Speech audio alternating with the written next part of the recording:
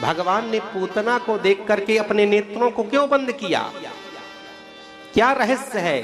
कोई भक्त भगवान के पास जाए तो भगवान तो और देखते हैं भक्त को, लेकिन पूतना को देख करके ठाकुर जी ने, लाला ने, कन्हैया ने अपने नेत्रों को क्यों बंद कर लिया? वृंदावन के संत बहुत अच्छा भाव देते हैं। भगवान कहते हैं कि मैं आडंबर को, मैं दिखावे को, मैं अभिमान को, मैं छुपाव को, मैं कटुता को स्वीकार नहीं करता। स्वरूप तो इसका सुंदर है, लेकिन विष अंदर भरा है, विष बाहर भरा है। मैं ऐसे आडंबरी व्यक्ति को मैं नहीं देखता। आई तो मुझसे मिलने है, लेकिन कपट भाव से आई है, इसका शुद्ध भाव नहीं है। और जो भाव से नहीं आता उसे भगवान नहीं मिलता, भगवान उसकी तरफ देखता भी नहीं है। इसलिए भगवान ने पूतना को देख करके अपने नेत्रों को बंद कर दिया। दूसरा भाव संत देते हैं, नेत्र मिलाने से प्रीति होती है। नेत्र से नेत्र मिले तो प्रीति हो जाती है, प्रेम हो जाता है। अगर मैं पूतना से नेत्रों को मिलाऊंगा तो पूतना से प्रीति हो जाएगी, और प्रीतम का वध, प्रेमी का वध शास्त्र के अनुसार उचित नहीं है। इसलिए भगवान ने अपने नेत्रों को बंद कर दिया। तीसरा भाव है, भगवान ने अपने नेत्रों को क्यों बंद किया? तो ये है कि भगवान देवताओं के पास गए, जैसे पूतना को देखे दौड़े दौड़े देवताओं के पास गए। देवताओं से भगवान ने शिकायत करी कि आप तो कहते थे ब्रजवासी आपको मक्खन देंगे, मिश्री लड्डू देंगे, यहाँ तो विष लेकर के आ गए। यहाँ तो विष मिलने लगा महाराज, आप हमसे झूठ बोले हैं कि माखन मिलेगा, मिश्री मिलेगा, यहाँ तो विष मिल रहा है। चौथा भाव संत देते हैं कि भगवान ने अपने नेत्रों को क्यों बंद किया? भोले बाबा का स्मरण भगवान कर रहे हैं। हे भोले बाबा, हे भोलेनाथ, हे आशुतोष, हे भूत भावन, हे महादेव, आप आओ।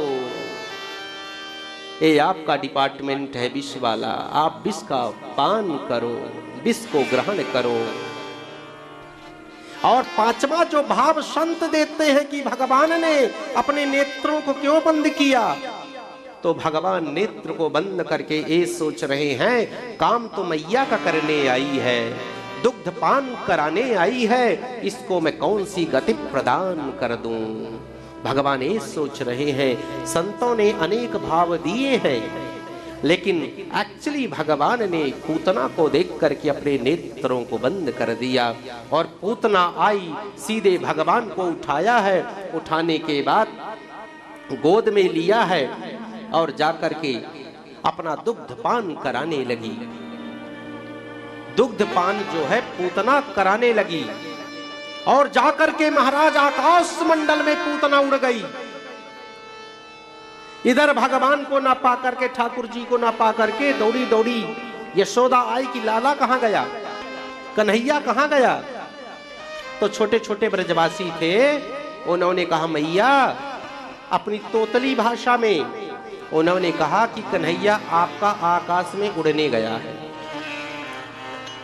ऊपर उड़ने गया। तो मैया ने कहा बदमाशो, झूठ क्यों बोलते हो, छोटा सा है वो आकाश में क्या करेगा। बोले आप मानो ना मानो, हमने लाला को देखा है उड़ते हुए एक मैया के साथ। तो यशोदा जी ने विश्वास नहीं किया, जाकर के ले गई। भगवान दुग्ध पान करने लगे पूतना का, और दुग्ध पान के साथ भगवान प्राणों को भी खींचने लगे। पूतना को कष्ट हुआ, दर्द हुआ, चिल्लाने लगी, तड़पने लगी, हे कन्हैया, हे गोविंद, हे बांके बिहारी, हे लाला, छोड़ दे छोड़ दे छोड़ दे। भगवान ने कहा क्या हुआ मौसी, अभी तो बहुत दुग्ध पान करा रहे थे, अब क्यों छोड़ दे छोड़ दे। भगवान ने कहा मौसी कथा नहीं सुने हो तुम, हम एक बार पकड़ते नहीं, हम जीवन में पकड़ते नहीं, अगर किसी को पकड़ ले एक बार तो छोड़ते नहीं। अब छोड़ लिए हैं तो मुक्त करके ही छोड़ेंगे, पकड़ लिए हैं तो। बोले कन्हैया छोड़ दे छोड़ दे, बोले बिल्कुल नहीं छोड़ेंगे। बहुत चिल्लाने लगी, तड़पने लगी। भगवान ने उसके प्राणों को खींचना शुरू किया, धीरे धीरे अपने असली रूप में आ गई। हे कन्हैया छोड़ दे। भगवान ने मौसी को मुक्त कर दिया, साथ में प्राणों को खींच लिया। 6 कोस की हो गई, एक कोस 3 किलोमीटर का, 18 किलोमीटर की हो गई। इतनी बड़ी मौसी थी। बड़े बड़े दांत निकल आए ब्यूटी पार्लर में जो कटवा के आई थी, ऑटोमेटिकली सब बन गए, यथावत आ गए। बड़े बड़े मुख, बड़ी सी नाक, बड़ा सा मुंह, उसमें हम घुस जाएं, इतना बड़ा। कन्हैया ने कहा मौसी इतनी बड़ी तू? मौसी का मुंह फटा का फटा रह गया। और गिरी किसके? नंद बाबा के बगीचे में गिरी। जितने आम के वृक्ष थे, बड़े बड़े वृक्ष से सब धराशायी हो गए महाराज। और कन्हैया जब वो गिरी नीचे तो दुग्धपान अभी भी कर रहे हैं।